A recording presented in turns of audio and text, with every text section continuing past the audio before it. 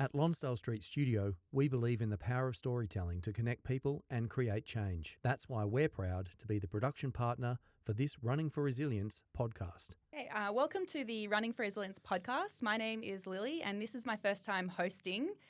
I've been assured that I have full creative control over today's episode, which I don't know, we'll see how that goes. But very excited to be here today. For the listeners who listen regularly, you may recall that a few months ago I did my own podcast with Matt, and when he asked me who I'd like to interview on this podcast, I was very quick to say Kim Kardashian. So when I got the call up to host, you can imagine my excitement. I started preparing questions on Skims, Met Gala, keeping up with the Kardashians. Anyway, it's safe to say that all those questions are probably very irrelevant because our guests today are none other than the Sunday Sipper boys, John and James. Welcome to the podcast. Thank you very much. Thank probably you. Can't Thanks get any for having further us. than Kim Kardashian and us two. Next best things. I think better than Kim Kardashian, really. Hopefully. Hope so. Yeah. But no, very, very honoured to be on the podcast. Yeah, So thank you thanks for having us. choosing us. Yeah, so for the listeners who don't know who you are, would you like to introduce yourself and explain a bit about what the Sunday Sippers is? Well, my name's James, firstly. I'm John Valudos. And yeah, we're the Sunday Sippers apparently. So, We are the Sunday Sippers. James was not too happy I didn't wear any Sunday Sippers. He's full rep Full now. ambassador role here, mate. I have the colours on it. Yeah, you got the colours I got right the at colours, least. Yeah. But yeah, the Sunday Sippers, we are a podcast / community-led brand is the best way. Yeah. to put it. We're laughing because we don't really know what we are, honestly. But what inspired you to start it, and how long ago was that? Yeah, well, I guess backstory is John and I have known each other for a little bit. We went to school together in different grades, but we probably didn't like each other for a long time there. That's how all good friendships start, though. Oh, Yeah, we're in honestly. sort of two different friendship groups. My mates had younger brothers in his year, so we sort of always knew of each other, and never really got along, never really liked each other. And for some reason, I guess we had a lot of the same interests.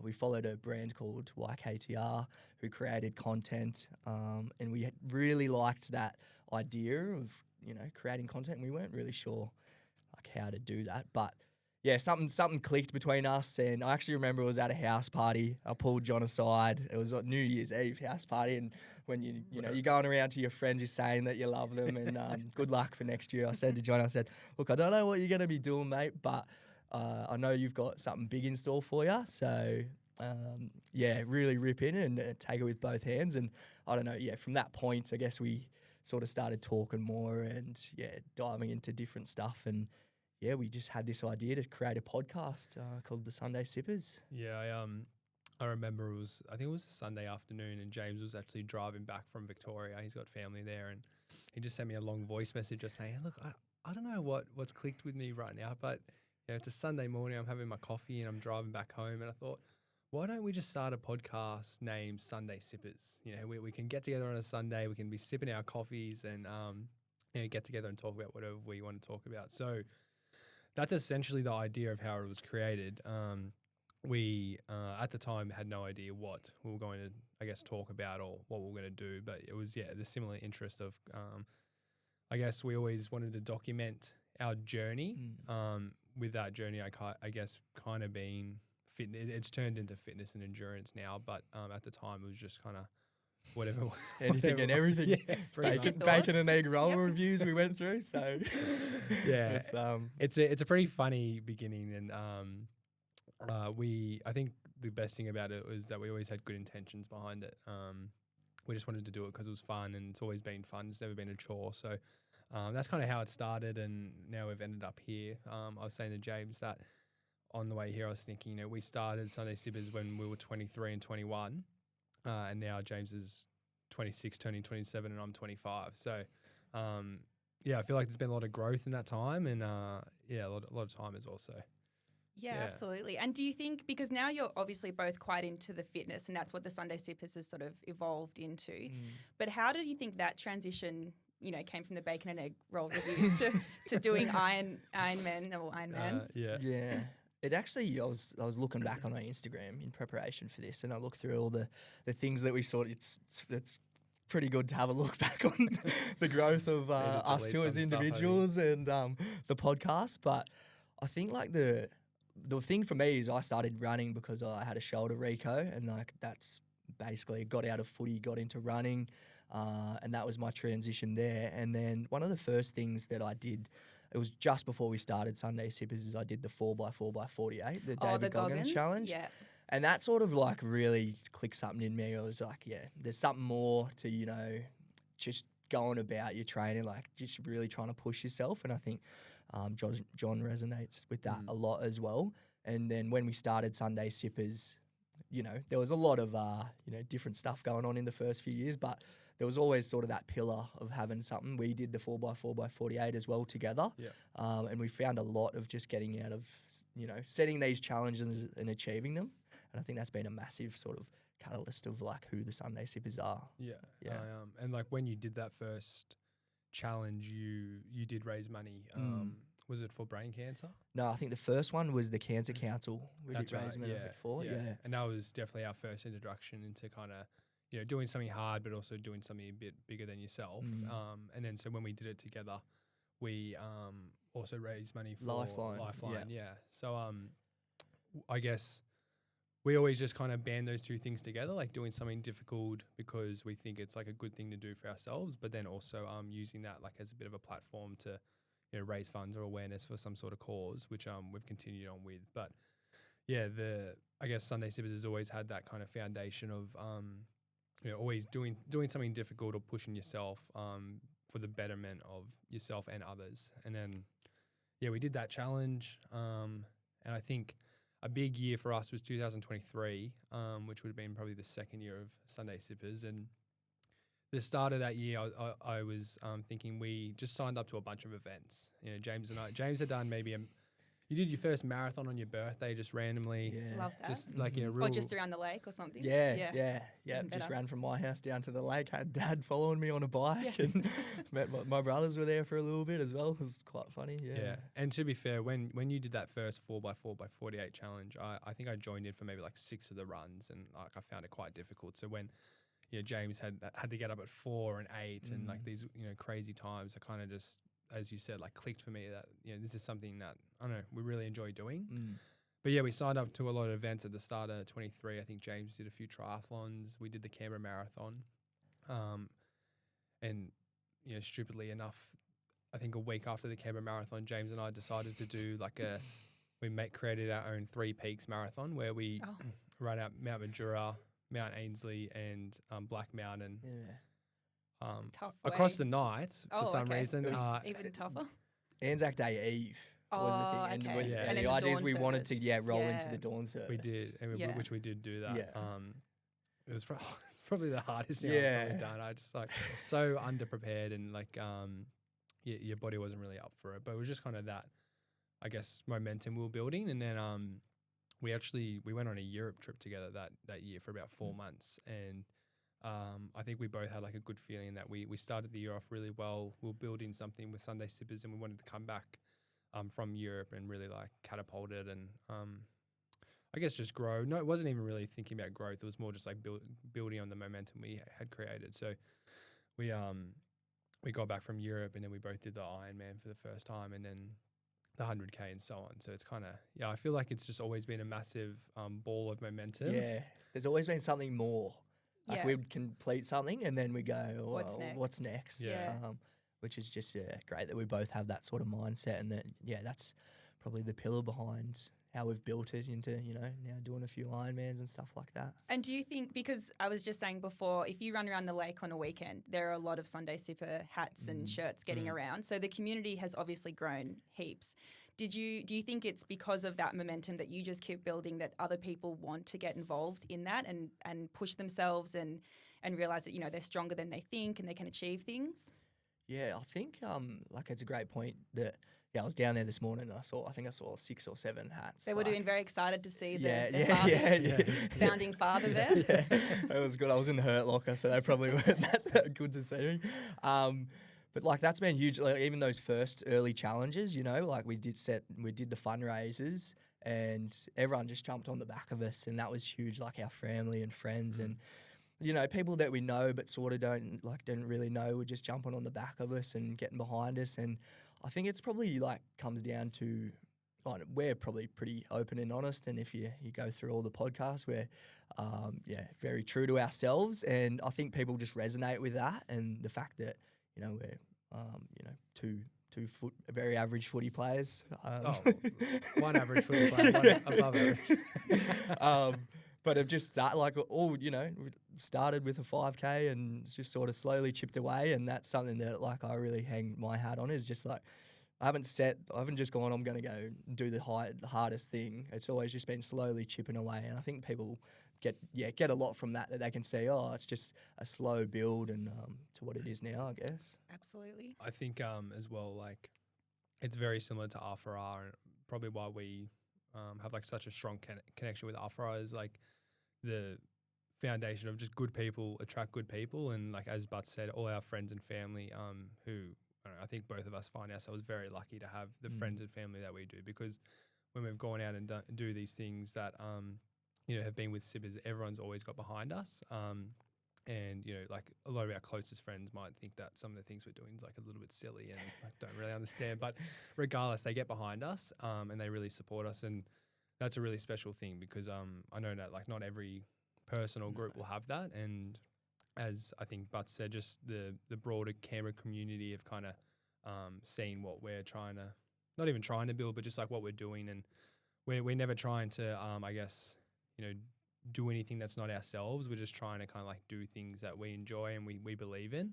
And we're just I don't know, I guess quite thankful that the people around Canberra have really got behind it. And it's been such an awesome thing, because we've made so many more friendships and connections with people that you probably wouldn't have if we didn't start this. And we're actually only doing our first ever social run tomorrow, where we probably should have done that in the past, but it's just the events we've done together or we've done with Sippers, it's just been such a good opportunity to connect with new people. And I think the people who believe in community and ensuring that it's just good to get behind people that are doing good things, that really attracts people. So I think it's just kind of that similar vibe to R4R. That's it, because running in Canberra, I know that you both don't live in Canberra now, but the running community in Canberra is full of so many groups that are quite like-minded, and that it's just about the real community sense. And that's obviously what Running for Resilience is all about just coming together, getting a bit of exercise in, but it's mainly about that connection that you can make with people either, during or afterwards. And it's amazing to see how the communities can sort of help each other and build, and there's really something for everyone. Yeah, and that's right. There's never too many communities or groups doing things. Everyone can kind of, the rising tide raises all ships, as they like to say. But no, in all honesty, it's just, it's good seeing other people doing other things. If it's R4R, growing exponentially. When Butts and I started first going to R4R, it was maybe 50 people coming on a Wednesday. I'm not exactly sure, but it's crazy how that group on a Wednesday night has just grown and grown. Yeah, exponentially. And then I just feel it's just a bit of a snowball effect. And obviously, the R4R mission of making ACT suicide free by 2033 is just kind of, I guess, built on banding together and making sure the message is known, and there's more kind of people and groups that you can kind of rely on and connect with. So I don't know, I think it's a really nice thing. And I think what James and I love most about Sippers is that we're part of that, and we've created our own community that people can be a part of. And there's just so many little sub kind of subgroups and people that have got connected because of it. And it's not directly caused because of Sunday Sippers or R4R, but it's just the good community feel. So yeah, I feel that's the same in Sippers. Yeah, we have these little subgroups, but even you look at R4R, and it's just so many little communities, different little running groups as well, just coming together for your R4R on a Wednesday, and all the other runs banding together for that. Yeah, it's the same purpose, I guess, just to get out there, be active, and have a positive mental health. Feel connected to people, and because moving your body, I think that's something that I only recently sort of clicked, which sounds silly because I've run pretty much my whole life, but I sort of, I guess, did it for physical health. You think that running's good to keep you fit and healthy, but it's so good for your mind. It doesn't have to be running, but any kind of movement, it just really can clear that mind if you're going through a tough patch. And that's what I guess Running for Resilience is trying to they're breaking out to yoga and boot camps and racket. There's everything. Yeah. Paddle. Yeah. So because it doesn't have to be running, it's just the sense of like moving your body is good for your mind as well as your physical health. Yeah, definitely found that. Even like since we've started obviously training more in the triathlon space, as soon as I start like finish an event and there's a couple of weeks of just having it off when I'm not training as much. You get a bit itchy. Yeah, you do. You get a bit down and it's like do. it's a bit confusing and it's like, oh, like you completed something. So but yeah, just not being active all the time, it definitely weighs down on you. So just getting out. And that's why I think I love like the toughness of Ironman training and stuff like that is just always having something to do. Like every afternoon, you can get out and go for a swim or a ride or a run and it's just taking your mind off other things and just thinking about like each session. Yeah. I was just going to say like, obviously in your 20s, you create so many good memories with your friends doing a whole bunch of different stuff. But one of the probably best memories I have is when James and I were doing our first ever Ironman prep. Every Sunday morning we would do our long ride. Usually like in an Ironman prep, you do it on a Saturday and then do the run on the Sunday, just because I think that's how the training programs work. But James would always work on a Saturday as a Sparky. So like all of us would change out. We'll swap the days around and we'd do the long ride Sunday. And it was just always, there was probably always a group from 3 to 6 of us, depending on who was coming. And you wake up on a Sunday morning. James has to wake up at 5 a.m. every day because throughout the week he's working as a tradie, but then he has to get up and train. And just those like Sunday morning long rides we would have with all our mates. We were working really hard and it was really tough, but it was also probably the best memories I have of like training because, you were just connected with people for like, over 5 hours at some point. So I don't know, I think with exercise, it's good for your mind, it's good for your body, but the social aspect, which RFR is obviously massive on, it's like that's a really key component of movement and exercise. So, yeah. Absolutely. I thought I had an injury a few weeks ago and so I didn't run for a few mornings, and I normally like running with friends is just like the absolute best way to start the day for me. And if I sleep in, you like to sleep in, but you always don't feel as good as if you got up and seen some mates. And that week where I had, I'm being dramatic because it was 3 days, but it was, it just really showed me like how much better my mood is and my day is set up so much better if I have got out with some friends and had a chat, had a laugh, and then carried on with the day. I think, Well, I was just thinking about RFR in that sense as well. Is like I used to think about like footy training. I used to hate going. I think Benny's talked about this as well. Never wanting to go to footy training, or it was like really hard, especially in a Canberra winter. But you'd always come home and you'd feel really good because you've had that social aspect as well. But like you've worked really hard with like-minded people doing something like footy training, and the RFR is that exact same thing. Like not always want to go, but you just come back from it, and it's really the highlight of your week. That's it. Like you always do want to go, but sometimes, you finish work and if you don't work near Kingston or wherever, like driving there, you think, I could just run at home. It'll be so much quicker. Yeah. But yeah, you're right. You'd always leave so much in a much better mood than when you started. I just want to ask, like, how do you, because you usually run like nearly every morning, right? Are you pretty good, like not sleeping in? Because I've been in such a rut of like, waking up so tired and just sleeping, and I'm just regretting it all day. Yeah. Well, we were sort of laughing, some friends the other day because, you set the alarm and the alarm will go off, but then you send the message being like, sorry, not coming. And then you just lie in bed, not sleeping for an hour, regretting that you have now not got to sleep in and you also haven't got out. So I'm a lot better when I'm going to meet someone because it's that sort of that accountability. Having said that, people do receive messages from me at like 5:45 and sorry guys, not coming. But I try. I just remember how I feel when I do get up and the fact that I'm probably not going to go back to sleep anyway, so I may as well. Yeah, that's a good point. Just hard in the Canberra winters. Like it's been particularly cold this year.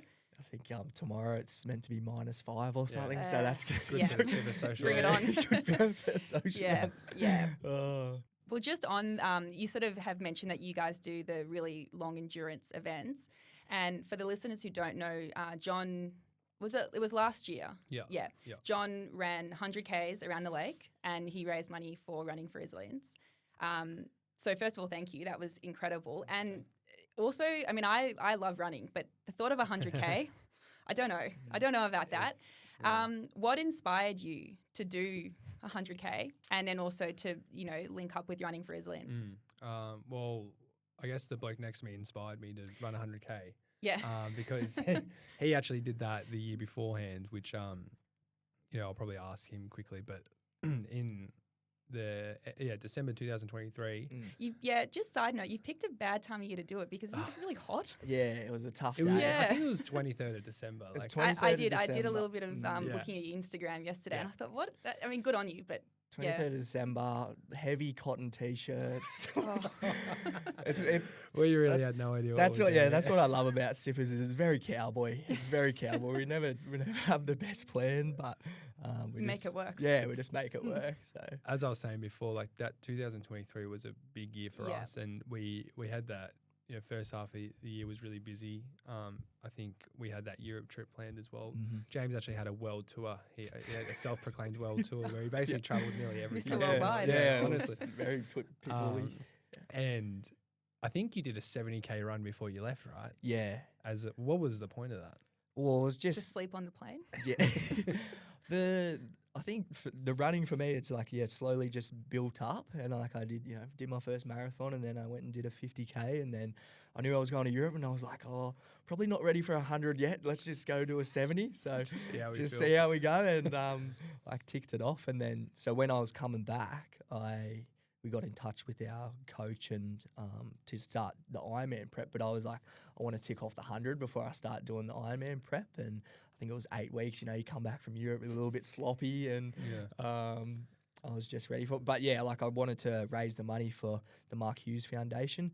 So I said I lost my uncle to brain cancer, so that was something close to my heart. And like we said, with all the other challenges we've done, the Sippers community has really got behind us, and they did so like tenfolds with this announcement as well, and got behind me. And it was about pushing myself, but it was also a big thing to sort of show like other people in like my family and like my friends and our close community that if you actually just set out to do something, you can achieve it. And running the 100Ks would have felt like so far-fetched a few years ago, but it's just the fact of just slowly chipping away. And once you actually set a task and say you're going to do something, following that through, it takes a lot onto you the next challenge as well. So, it was good. It was awesome that we were able to achieve that. And I'm glad that it sort of ticked something in Johnny's brain as well to take it on. You've almost ticked something in my brain, not quite, but maybe. Do you think announcing it, and not that it would matter if you didn't complete the 100K, but do you think announcing it and saying, publicly that you're going to do it, that level of accountability then is like, I'm going to do it, I'm going to do the work to make sure I can do it? Yeah, I think that's the hardest part, is it? And I think the biggest part, I actually remember in Ned Brockmann's book, he talked about him announcing he was going to do the 50 Maras. Oh, it would be scary. that was like the hardest, or not the hardest part, but like that's the biggest step. Yeah. Because as soon as you announce it, and I guess it's a lot on your character, but you're going to go out there and try to achieve it. Like no bars hold. Like you're gonna do everything in your power to get it done, especially when you're fundraising and stuff like that. People are backing you to get it done, and you just want to show them that you are capable of it as well. So I think it's the biggest step, because once you say you're going to do it, I think Ned is like this, and we've probably adopted it from him a little bit. It's like, you're just going to do it regardless. Like there's no kind of way out. And I definitely felt that when I committed to doing the 100 with R4R, because there was a massive focus for me to not just raise funds for R4R, but more just like spread awareness about what R4R is. And I think once you put it out there, it's kind of just, there was, in my mind, there was like no way it wasn't getting done. You just had to do it. So once Butsy kind of did it in December, we did the Ironman halfway through the year in May, which was really awesome. Had a bit of time off, and then always in the back of my mind, I thought, okay, I really want to do this. And I wasn't sure how it would work with, like raising money for R4R, because I think I maybe inquired about it the same time Butsy was doing it, as I knew I was kind of going to do it the year after. And I think Brainy said, we're not a charity, so we can't like take funds or take on money. And I kind of thought, I could still maybe do it for RFR, but then I think at the start of 2024, RFR became a formal charity, and it just worked out really well. So I think I reached out to Breeny and Benny and Shooter and said, this is what I kind of want to do in November. I'd love to raise funds and just like make it a big RFR event, because obviously the community has like grown so much, and Butts and I had kind of been a part of it for a few years now, and then. Yeah, we just decided 100K basically just because it was the same thing that Butsy did. It was like my running journey has been very similar to Buts's in the sense that, I stopped playing footy and then just wanted something to like keep myself fit, and the first time I ever ran a 5K, it's a funny story.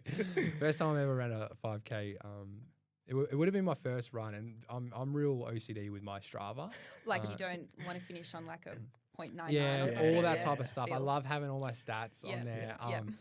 And I think I just like luckily enough, someone told me about Strava to track your run. So I think it was pretty much my first ever run, because any time before that was just like footy conditioning, like on an oval.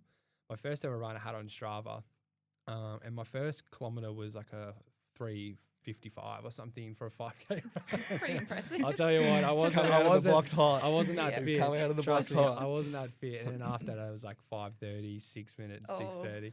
That's a long way home. And it was a classic like bridge to bridge run, and my ankles were actually like swollen after running, because I had these massive like Asics that were probably not even built for running.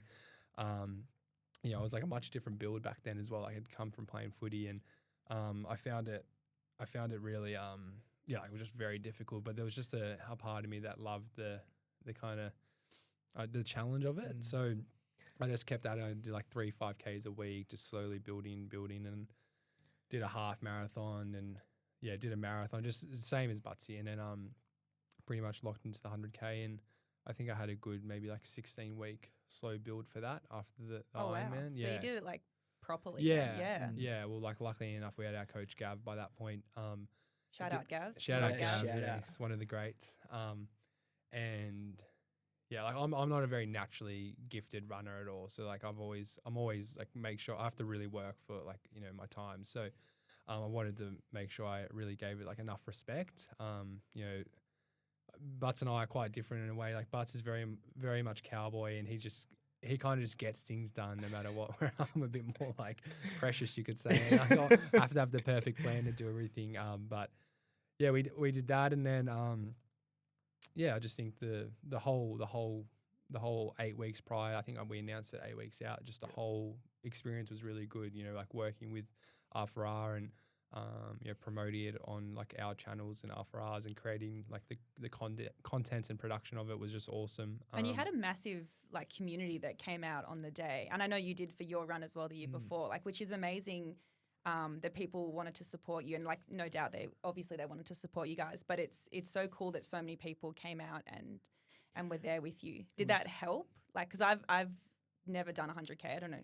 Yeah. And I think I don't know if having the people around you, but surely that helps you sort of just keep going because it would get tough, I imagine, at several points. Oh, like I think it's incredibly special, like the community we have, because most of it is just like our really good friends alongside the people who've joined along and we've made connection with, as I said earlier. But 100%, like if I was doing that by myself, I don't even know if I would finish it, honestly. But and like Matthew, Breen and I have spoken about it. It really, I just felt like on that day I was kind of just getting lifted by everyone as well. Like I wasn't really giving anyone much. I wasn't actually talking. That's all right.